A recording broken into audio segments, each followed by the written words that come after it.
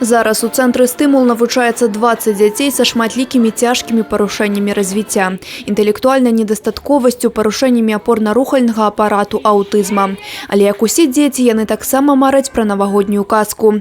На гэты раз яе стварыў Беларускі рэспубліканскі саюз моладзі ў рамках акцыі «Цуды на каляды».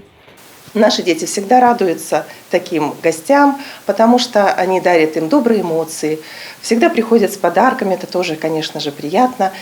Наши дети не всегда могут сказать, не всегда могут поблагодарить словами, но зато они всегда могут благодарно улыбаться, хлопать и просто радоваться хорошим людям, которые к нам приходят всегда в гости со щедрой душой и с открытыми сердцами. У пакетах з падарункамі сродкі гігіены, канцылярскія вырабы, цацкі і шэраг іншых неабходных для гэтых дзетак рэчаў. Беларускі рэспубліканскі саюз моладзі сумесна з прадпрыемствамі Ленінскага района Брэста ўжо не першы раз праводзіць такую акцию. На данный момент мы посетили и помогли детям, это в количестве 60 человек.